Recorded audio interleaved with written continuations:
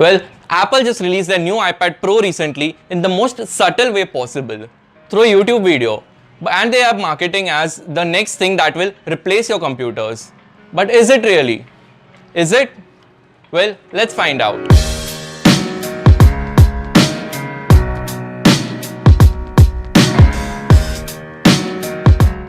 Hey everyone, how's it going?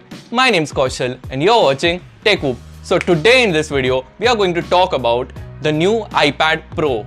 So they just recently released it a couple of days ago via YouTube video, and that's possibly the best option to do because it has just gained 21 million views this quickly, considering whatever is going on around this world regarding coronavirus and everything. But they have already products decided and they have to release it. So this, I think, is the most subtle way of marketing as they can for a new video. There are no conferences, no announcements, no nothing. Just subtly drop the video and the announcement is done. That's it. So they have released a couple of videos. One is the video just giving a brief overview about the new iPad Pro, and the another one is how to use a computer. It's a very ironic video. We'll come to that later. But first, let's talk about the iPad Pro. So starting off with the main video, they are firstly showing off the new camera module that they have that consists of the 10 megapixel main camera, the 12 megapixel ultra wide camera, and it has the LiDAR scanner, which is basically in use for all the augmented reality that's been displayed in the video. It's possibly the best augmented reality that we currently have in the markets, and by the looks of it, it does seem that it's going to be true. Potentially, I feel that this is really going to be helpful for all the artists or students or people who want to learn new things or just want to get into the creative field. This device is just meant for them. That is, if they make the most out of it. The next thing that we see in the video is that it has the new A12Z Bionic chipset, which is a minor upgrade to the previous A12 chipset that it had in the previous device. But they are claiming it to be that it's going to be better than 80% of the laptops that are around the world, and it just might be true. But the highlight for me of this video is not actually part of the iPad. It's the new additional accessory that they are providing with it, the Magic Keyboard. Now this right here is a very interesting accessory. It's a backlit keyboard coming with a trackpad. So theoretically, it's the ideal laptop that we have. I personally feel that this is a direct competition to the Microsoft Surface devices that they have, which has the detachable screen, and that's basically in the traditional laptop type system. But this one is a little bit more advanced. It looks like as if the screen is basically floating.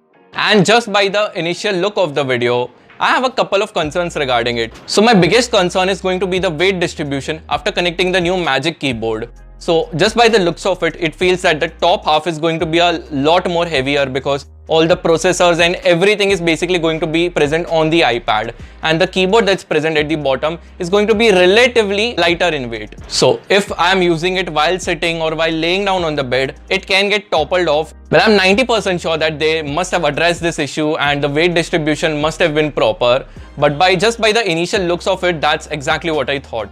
Now coming to the second video, how to use a computer by not using a computer. So basically in this video, they're talking about that you should sit up straight, you should maintain cleanliness, you should perform one thing at a time, and all the traditional things that we used to do 20 years ago. And then in the video, they are just doing the exact opposite of it. And again in this video, most of the people that they show are just students or artists. So that's what I feel is this device really targeting to. If we come to the pricing point of it, the device is actually available in two variants. One is the 11-inch one and the another one is the 12.9-inch one. The 11-inch one would be available from $800 and 12.9-inch one would be available from $1,000. On the Indian version of the website, it mentions that the 11-inch version will start from around $72,900 and they have nothing mentioned about the 12-inch version.